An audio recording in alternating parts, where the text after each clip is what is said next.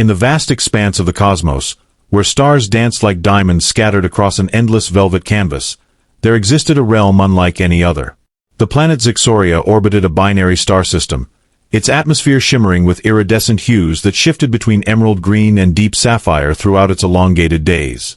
This wasn't just another world among countless celestial bodies. It was home to the most extraordinary civilization in the known universe, the Zixorians. The Zixorian people had evolved from crystalline organisms that thrived on quantum energy rather than traditional biological processes. Their society had flourished for millennia, developing technologies that defied human comprehension. Cities floated above the planet's surface, constructed from living crystal structures that pulsed with internal light, responding to the emotions and thoughts of their inhabitants. These magnificent metropolises were connected by bridges of pure energy, creating a network that spanned continents and seas of liquid light. At the heart of this advanced civilization stood the royal spire, a towering structure that pierced the heavens themselves. Its crystalline walls refracted sunlight into dazzling rainbows that painted the surrounding landscape with ever-changing colors. Within this architectural marvel resided their monarch, Queen Velithra, whose very presence commanded reverence throughout the galaxy. Her chamber, located at the pinnacle of the spire, offered panoramic views of her domain through walls of transparent crystal that seemed to dissolve space itself. The Zixorian culture was built upon principles of courage, honor, and emotional depth. They believed that true strength lay not in physical prowess alone, but in the ability to face one's deepest fears and emerge transformed. Their history was filled with legendary tales of individuals who had faced seemingly insurmountable challenges, each story etched into the collective consciousness of their people through crystalline memory archives. What set the Zixorians apart from other advanced civilizations was their unique approach to governance and social structure. Rather than relying solely on technological superiority or military might, they placed paramount importance on emotional intelligence and bravery. Every citizen underwent rigorous trials designed to test their courage and character, with those who succeeded earning positions of greater responsibility within their society. Their technology was equally remarkable, seamlessly integrating with their crystalline biology. Communication occurred through thought patterns transmitted via quantum resonance, while transportation utilized instantaneous matter displacement that made traditional space travel obsolete. Yet despite these advancements, the Zixorians maintained a deep respect for natural forces, believing that their evolution should complement rather than dominate the cosmic order. Queen Velithra ruled her people with wisdom that transcended mere intellect. Her decisions were guided by ancient traditions and modern insights alike, creating a harmonious balance between progress and preservation. The Zixorian calendar marked time not by revolutions around their suns, but by significant acts of bravery performed by their citizens. Each such act caused ripples throughout their collective consciousness, strengthening the bonds that united their society. The planet itself seemed alive, responding to the emotions of its inhabitants with subtle shifts in its environment. During times of great celebration, the skies would erupt in cascading auroras of unprecedented beauty. When tragedy struck, the ground would tremble with sympathetic vibrations, as if sharing in the sorrow of its people. This symbiotic relationship between the Zixorians and their world created a society where every action carried profound significance, where individual courage could literally reshape reality itself. Queen Velithra stood atop her observation platform, gazing out at the swirling nebulae that painted the eternal night sky. Her crystalline form caught the light of distant stars, refracting it into a spectrum of colors that danced across her chamber. 4 centuries she had ruled with wisdom and strength, yet something fundamental was missing. Her advisors had long urged her to select a consort, but none of her own people had stirred the depths of her being. She needed more than just a partner. She required someone whose courage would inspire generations to come. The decision hadn't come easily. Velithra had meditated for 70 cycles upon the matter, seeking guidance from the ancient crystalline archives that held the collected wisdom of her ancestors. What she discovered both troubled and excited her. According to prophecy, the future of their civilization depended not on continuing their pure lineage, but on embracing the unknown. The signs pointed toward a union with an outsider, someone from beyond their borders who possessed qualities their own kind had forgotten in their pursuit of perfection. She called forth her council, their forms shimmering with anticipation as they gathered in the chamber of reflections. "We have reached a crossroads," she announced, her voice resonating through the crystalline walls. "Our people have become too comfortable in our superiority, too content with our perfect society. We need a fresh perspective, a challenge to our established ways." Her declaration sent waves of surprise rippling through the assembled elders. The selection process would be unprecedented. Through quantum divination, Velethra had identified several potential candidates from various corners of the galaxy. Yet one species kept appearing in her visions: humans. Despite their primitive nature compared to the advanced civilizations of the cosmos, they possessed an indomitable spirit that fascinated her. Their history was marked by constant struggle, yet they continued to reach for the stars with unwavering determination. Velethra initiated contact with Earth's United Galactic Council representative, requesting permission to conduct a series of trials on their homeworld. The response came swiftly, filled with diplomatic caution but underlying curiosity. Humans had always been eager to prove themselves among the stars, and this opportunity would be no exception. She specified only one condition: the candidates must come forward willingly, driven by their own courage rather than external pressures. As preparations began, Velethra found herself questioning whether she was making the right choice. Many of her subjects viewed the idea of selecting a human consort with skepticism, some even outright hostility. Traditionalists argued that such a union would dilute their pure bloodline, while others worried about the political ramifications of aligning so closely with an emerging species. Yet Velethra remained resolute, drawing strength from the visions that continued to haunt her waking hours. The trial itself would be unlike anything either species had encountered before. It wouldn't merely test physical bravery or intellectual capability, but something far more profound: the capacity to maintain one's integrity while confronting the unknown. Candidates would face challenges that would push them beyond their limits, forcing them to confront their deepest fears and desires. Only then could she determine if any human possessed the qualities necessary to stand beside her and help guide their combined peoples into a new era. Through the quantum communication network, Velethra broadcast her intentions across the galaxy, her crystalline voice carrying both authority and vulnerability. "To the humans of Earth," she declared, "I seek not just a consort, but a partner in courage. Someone willing to bridge two worlds, to face uncertainty with open eyes and an open heart. If such a person exists among you, step forward now." On Earth, news of the alien queen's proclamation spread like wildfire through every media channel and social network. In a small coastal town battered by Pacific storms, Marcus Drake watched the holographic message flicker in his modest apartment above the marine research station where he worked. The salt air had weathered his skin to leather, and his hands bore the calluses of years spent maintaining equipment and conducting dangerous deep-sea expeditions. Unlike many who saw the Queen's announcement as an opportunity for fame or advancement, Marcus felt an immediate, visceral connection to her words. His neighbor and longtime friend, Sarah Chen, burst into his apartment without knocking, her eyes wide with excitement. "Did you hear what she said?" she asked, pacing the room while Marcus remained seated, staring at the frozen image of Queen Velethra. Sarah had been the one to drag him out of his shell after the accident that had claimed his diving team 3 years ago. She knew better than anyone how much he'd been struggling since then. "I heard," Marcus replied, his voice barely above a whisper. "She's looking for courage, Sarah. Real courage." He rose from his chair, moving to the window that overlooked the restless ocean. The waves crashed against the rocks below with relentless force, mirroring the turmoil building inside him. "I've faced my share of fear down there," he gestured toward the dark water. "But this is different." Sarah placed a hand on his shoulder. "That's exactly why you should go. You've got nothing left to lose here. Your work is drying up, the PTSD keeps getting worse, and—" She hesitated, choosing her words carefully. "And you're still punishing yourself for surviving when your team didn't. Maybe this is your chance to find something worth living for again." Across town, Dr. Elena Rodriguez watched the same broadcast from her hospital office, surrounded by monitors displaying critical patients' vital signs.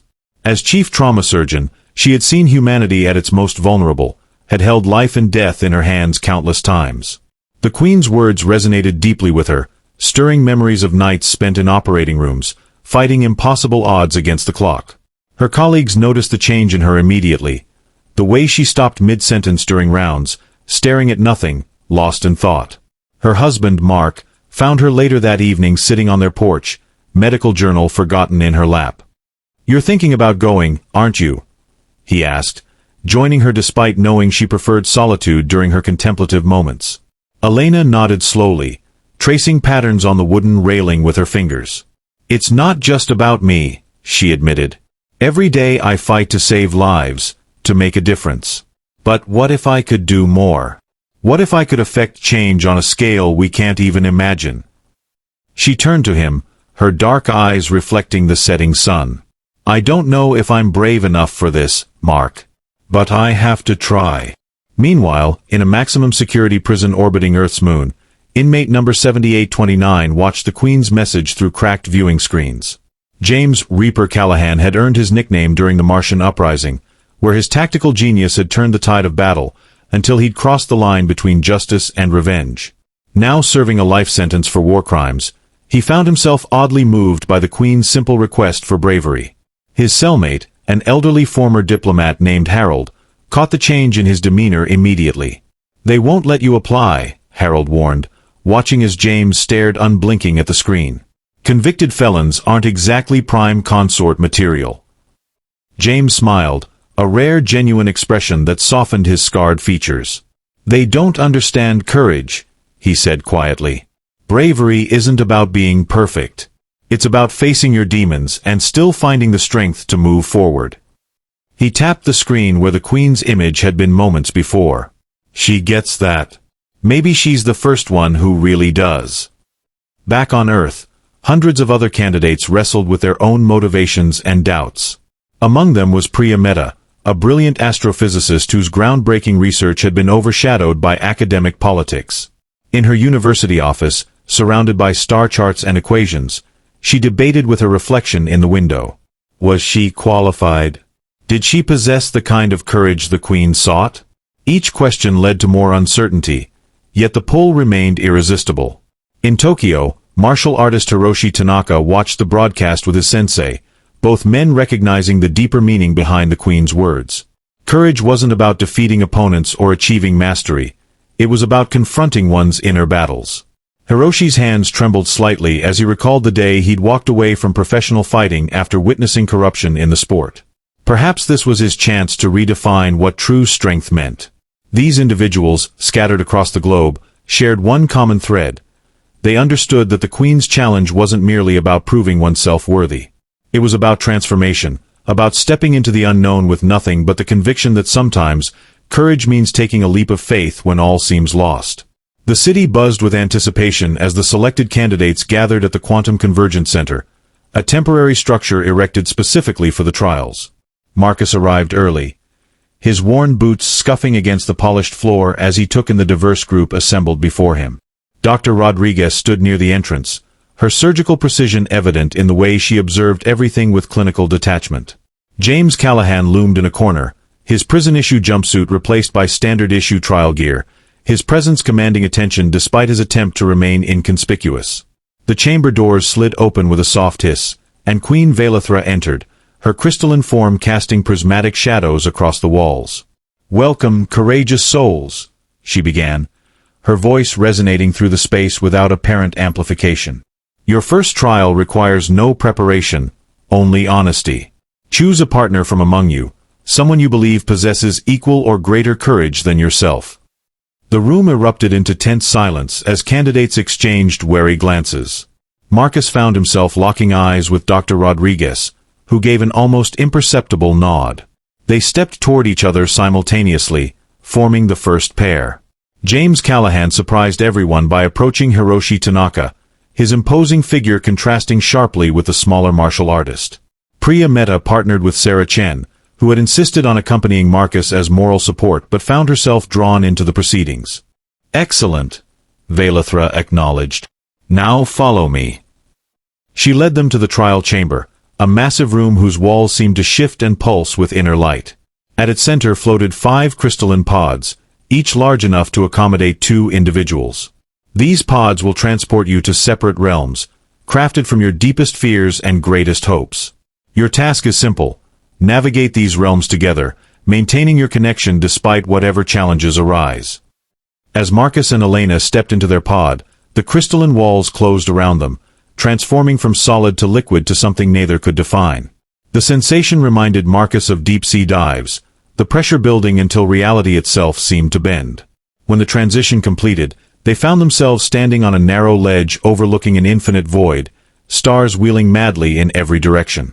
Elena gripped the rock face instinctively, her surgical precision deserting her as vertigo threatened to overwhelm her rational mind. "Focus on me," Marcus instructed, his voice steady despite the situation. "We're tethered together, remember?" He indicated the glowing cord that connected them, pulsing with their combined life signs. "Whatever happens, we move as one." In another realm, James and Hiroshi faced a different challenge. They stood in the middle of a battlefield, their worst memories manifesting as shadowy figures advancing from all sides. James recognized faces from his past missions, while Hiroshi saw corrupted versions of his former students. "Don't fight them," Hiroshi realized suddenly. "They're not real. Our courage comes from acknowledging them, not destroying them." Priya and Sarah found themselves in a labyrinth of shifting corridors, each turn revealing glimpses of their possible futures. Some paths showed triumph and recognition, while others displayed failure and obscurity. "The trick isn't choosing the right path," Priya deduced, "it's accepting that every choice leads to growth." She took Sarah's hand, leading them forward despite the uncertainty. Throughout these trials, Queen Velithra monitored their progress from the control chamber, her crystalline form absorbing the emotional resonance of each pair's journey. She noted how Marcus's experience with deep-sea isolation helped calm Elena's panic, how James's tactical mind complemented Hiroshi's philosophical approach, and how Priya's scientific reasoning balanced Sarah's intuitive understanding. The trials intensified as hours stretched into what felt like days. Environmental conditions shifted unpredictably, searing heat gave way to freezing temperatures, gravity fluctuated wildly, and temporal distortions made minutes feel like lifetimes. Yet through it all, the pairs maintained their connections, drawing strength from their partner's courage. Dr. Rodriguez discovered that her surgical focus transferred perfectly to navigating the void with Marcus. "Like a delicate operation," she explained as they traversed a particularly treacherous section, "you can't fixate on the danger. You concentrate on the next precise movement." Marcus, in turn, taught her breathing techniques that helped manage her fear responses. James and Hiroshi developed a silent language of gestures and postures, communicating strategy without words as they navigated their personal demons. The hardened convict found himself opening up about his past actions, while the disciplined martial artist learned to embrace flexibility over rigid adherence to tradition. Their complementary strengths created a synergy neither had anticipated. Meanwhile, Priya and Sarah uncovered hidden aspects of their partnership. Priya's theoretical knowledge of dimensional physics proved invaluable when the labyrinth began folding in on itself, while Sarah's empathetic intuition helped them avoid traps disguised as opportunities. They learned to trust each other's instincts, even when logic suggested otherwise. As the trials progressed, Queen Velithra observed how each pair adapted their unique skills to overcome increasingly complex challenges. She noted how Marcus's leadership qualities emerged naturally under pressure, how Elena's compassion transformed fear into determination, and how James's strategic mind operated differently when tempered by Hiroshi's wisdom. The data flowing through her crystalline network painted a picture of human courage that exceeded even her expectations. Yet the most remarkable aspect wasn't their individual abilities, but how they combined their strengths to create something greater than the sum of its parts. The trials revealed layers of character that standard tests could never measure. The way Marcus instinctively shielded Elena during sudden environmental shifts, how James positioned himself between threats and Hiroshi, the seamless exchange of leadership between Priya and Sarah as situations demanded. Time lost meaning as the trials pushed the candidates beyond conventional endurance limits. Marcus and Elena found themselves trapped in a temporal loop, reliving the same catastrophic event repeatedly. Each iteration forced them to confront their deepest regrets. For Marcus, the loss of his diving team. For Elena, the patient she couldn't save. Instead of breaking them, the repetition forged a bond of mutual understanding and acceptance. James and Hiroshi faced their ultimate trial in a realm that mirrored their respective failures. James stood in a courtroom where his darkest moment played out endlessly, while Hiroshi witnessed his walk-away decision from professional fighting repeated in excruciating detail. Yet instead of succumbing to despair, they found strength in their shared guilt. James taught Hiroshi how to acknowledge wrongdoing without letting it define him, while Hiroshi showed James that redemption wasn't about erasing the past but learning from it. Priya and Sarah's final challenge manifested as a mathematical paradox, an equation that grew infinitely complex with each solution attempt. As physicists and mathematicians watched from observation decks across the galaxy, they demonstrated a revolutionary approach to problem-solving. Priya's analytical mind worked in tandem with Sarah's creative thinking, developing a methodology that would later influence quantum theory developments for decades. Throughout these climactic trials, Queen Vailithra observed something extraordinary: the human tendency to grow stronger through adversity. Where other species might have broken under such pressure, these candidates flourished. Their interactions generated quantum fluctuations that resonated through the trial chamber, creating patterns that matched the frequency signatures of pure courage recorded in ancient Zixorian archives. The transformations weren't just psychological. Medical scanners detected physiological changes in the candidates: neural pathways rewiring, stress responses evolving, even cellular regeneration accelerating. Their courage wasn't merely an abstract concept, but a tangible force that interacted with the fabric of reality itself. The Queen's crystalline form absorbed these readings, her understanding of human potential expanding exponentially. Yet perhaps the most significant revelation came from observing how each pair supported their counterparts during moments of weakness. When Elena's medical training failed to address Marcus's recurring nightmares, she used her trauma expertise to guide him through exposure therapy in real time.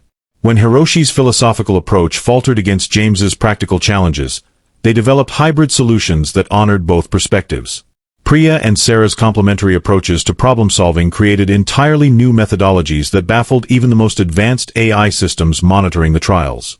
As the trials neared their conclusion, Queen Vailithra received reports from unexpected sources, representatives from various galactic councils, intrigued by the unprecedented display of human resilience. Diplomatic channels buzzed with speculation about the implications of these trials, while scientific communities scrambled to analyze the data streaming from the Convergence Center. The Queen's initial vision expanded beyond her original scope, hinting at possibilities that could reshape interstellar relations and technological development. The crystalline archives, repositories of Zixorian wisdom accumulated over millennia, began registering anomalies. The human candidates' courage patterns were triggering responses in ancient records previously thought inert. Prophecies long dismissed as metaphorical suddenly gained literal significance, suggesting that this trial was part of a larger cosmic plan extending far beyond the immediate selection process. Observation decks filled with dignitaries from across the galaxy, all drawn by the unfolding drama. They witnessed moments of pure human vulnerability transformed into displays of extraordinary strength.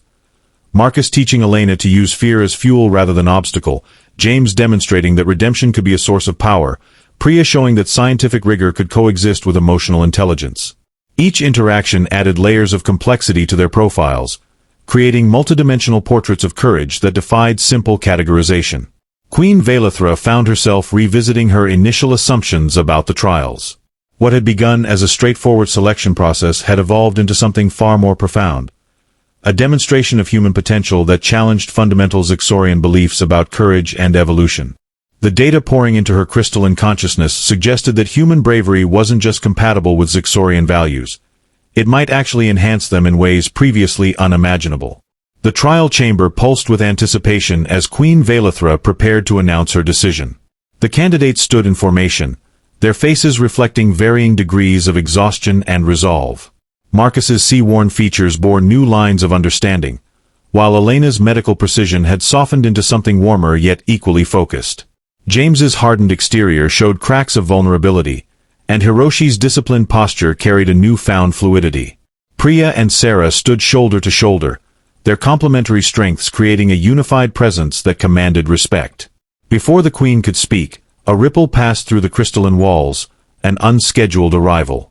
The chamber doors opened to reveal Ambassador Jorel of the Galactic Concordance, accompanied by representatives from 12 major interstellar factions. Their presence signaled something unprecedented. The trials had attracted attention far beyond their original scope. Whispers of diplomatic implications and strategic alliances filled the space, creating an undercurrent of tension that complicated the Queen's pending announcement. Vailithra raised her crystalline hand, silencing the murmurs. "The results of these trials have exceeded all expectations," she began, her voice carrying both authority and hesitation. "Each candidate has demonstrated remarkable courage, challenging our understanding of bravery itself." She paused, her form refracting the ambient light into a spectrum of possibilities. "However, recent developments necessitate a reconsideration of our original purpose. Marcus stepped forward, his voice steady despite the gravity of the moment. "Your Majesty, if I may speak?" When she nodded, he continued, "This trial wasn't just about choosing a consort. It was about bridging worlds, wasn't it? About showing that courage transcends species and cultures." His words hung in the air, echoing the realization that had been building throughout the proceedings. Elena joined him, her medical expertise lending weight to her observation. "The physiological and psychological transformations we've undergone suggest something more profound. Our courage patterns are interacting with Zixorian frequencies in ways that could benefit both our peoples." She gestured to the observation deck where scientists from various species were already analyzing the data. Ambassador Jorel cleared his throat, his diplomatic mask slipping to reveal genuine interest. "Your Majesty, the implications extend beyond Zixoria and Earth. The courage displayed here could serve as a template for interspecies cooperation throughout the galaxy." His companions nodded, their previous skepticism replaced by cautious optimism. James and Hiroshi exchanged a glance before stepping forward together. "If I've learned anything," James admitted, his voice rough with emotion, "it's that true strength comes from acknowledging our flaws while striving to be better. That lesson applies to civilizations as well as individuals." Hiroshi placed a supportive hand on his shoulder, their contrasting backgrounds creating a powerful symbol of unity. The chamber's crystalline walls began displaying complex patterns, quantum resonance signatures that represented the evolving relationships between candidates, observers, and the Zixorian people. Priya traced one particularly intricate configuration, her scientific mind working overtime. "These patterns show how courage creates connections," she explained. "Each trial strengthened not just us individually, but our ability to relate across species barriers." Sarah added, her intuitive understanding complementing Priya's analysis. "It's not about choosing one person anymore. The trials have created a network of courage that spans multiple worlds and species. To pick just one would undermine the entire purpose." Queen Velithra absorbed these observations, her crystalline form shimmering with conflicting possibilities. The original objective, selecting a single consort, now seemed inadequate given the broader implications of the trials. Yet abandoning the selection entirely would disregard the personal growth achieved through the process. She turned to her advisors, who were engaged in heated debate with the newly arrived diplomats about the diplomatic ramifications of various outcomes. A sudden fluctuation in the chamber's quantum field drew everyone's attention. The candidates' courage signatures were resonating with the crystalline architecture in unprecedented ways, creating feedback loops that affected everyone present. Humans, Zixorians, and representatives from other species experienced simultaneous waves of understanding and connection that transcended language and cultural barriers. "We stand at a crossroads," Velithra declared, her voice carrying the weight of revelation.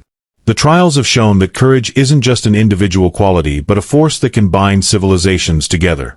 Our original intention must evolve to encompass this greater truth." She addressed the assembled crowd, her crystalline presence illuminating the chamber with possibilities yet unrealized. "But how do we proceed?" Marcus asked, voicing the question on everyone's mind. "If this is about more than just choosing a consort, what does success look like now?" The chamber fell silent as all eyes turned to the Queen, who appeared to be processing vast amounts of information through her crystalline network. The patterns dancing across the walls grew more complex, suggesting that the answer lay not in a single decision but in embracing the uncertainty itself, in allowing courage to continue shaping events beyond predetermined outcomes.